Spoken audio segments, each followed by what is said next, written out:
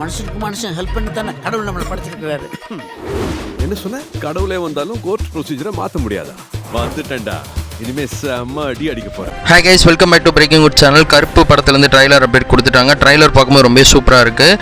நீதித்துறைக்கு நீதி வேண்டும்னு சொல்லி ட்ரைலரோட ஸ்டார்டிங்லேயே வந்து பிரச்சனை பண்ணிகிட்டே வராங்க.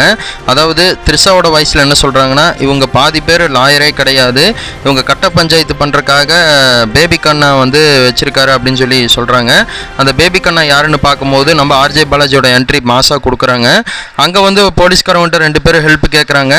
இங்கே நீதி எங்களுக்கு வேணும் அப்படின்னு சொல்லி ஒரு பொண்ணும் ஒரு அப்பாவும் போய் கேட்குறாங்க.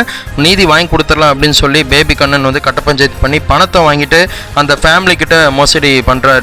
இந்த மோசடியெல்லாம் தட்டி கேட்கறதுக்கு த்ரிஷா ஒரு டைலாக் ஒன்று சொல்கிறாங்க.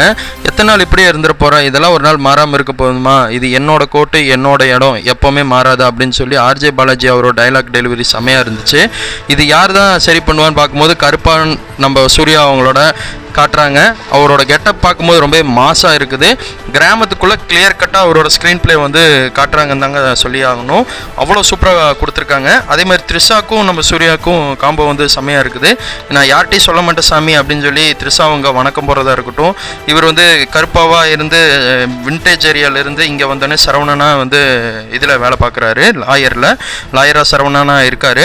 இப்போ சரவணனுக்கும் பேபி கண்ணனுக்கும் தான் 2 பேத்துக்கு பயங்கர போட்டி. இந்த நீதி வந்து கரெக்டான நீதி யார் வாங்கி தரா அப்படின்னு சொல்லி ஒவ்வொரு விஷயமா வந்து ஸ்க்ரீன் பிளேவா செகண்ட் ஆஃப் போகும்னு என்னோட கருத்தாக இருக்குது. ட்ரைலர் பார்த்தளவு ரொம்பவே சூப்பராக கொண்டு போயிருப்பாங்க. கொஞ்ச நாள் இல்லைன்னா ஆட்டங்கள் என்ன மாதிரி போட்டிங்களோ இன்னாதான் வந்துட்டேன்ல, எப்படி இனி ஆட போகிறீங்கன்னு பார்க்குறேன் அப்படின்னு சொல்லி இன்னொரு டைலாக்கு செமையாக இருந்துச்சு. ஒவ்வொரு டைலாக் டெலிவரியும் வந்து சூப்பராக கொடுத்தாங்க. இது வந்து ஒரு காந்தாரா ஸ்டைலில் வந்து இடையில வந்து அந்த சாமி கான்செப்டில் கொண்டு வந்திருப்பாங்க. அது ஒரு சில சீக்வன்ஸில் அந்த மாதிரி தான் தோணுது. அதாவது இவருக்கு ரொம்ப கோவமாச்சுன்னா அந்த கருப்பா வந்து உள்ளே இறங்கிடுவார் மாதிரி காட்டுறாங்க. ஒவ்வொரு டைலாக் டெலிவரியும் வந்து ரொம்ப சூப்பராக கொடுத்துருக்காங்க.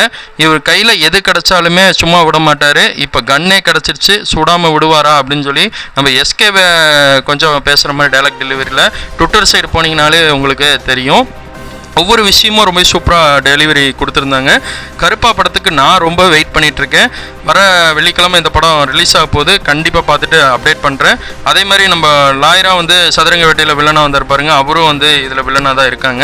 ஆர்ஜே பாலாஜி அதாவது பேபி கண்ணனுக்கும் சரவணனுக்கும் 2 பேர் வில்ல காம்போ பயங்கரமாக செட் ஆகுதான்னு என்னென்னு ஸ்க்ரீன் பிளேயில் பார்த்தா தான் நமக்கு தெரியும். படத்தை பார்த்துட்டு கண்டிப்பாக உங்களுக்கு நான் அப்டேட் பண்ணுறேன். நீங்கள் ஒரு தீவிர த்ரிஷா ஃபேனாக இருந்தால் இந்த வீடியோ ஷேர் பண்ணி லைக் பண்ணுங்கள். இந்த மாதிரி ரிவ்யூஸ்லாம் தொடர்ந்து தெரிஞ்சுக்க பிரேக்கிங் குட்ஸை ஃபாலோ பண்ணுங்கள். கருப்பா படத்துக்கு நானும் ரொம்ப வெயிட் பண்ணிகிட்ருக்கேன். நாங்கள் 4 பசங்களை சாங்கும் வந்து கேட்கும் போது ட்ரைலர் கட்டில் இடையில விட்டுருந்தாங்க. தேங்க் ஃபார் வாட்சிங் திஸ். Bye yours.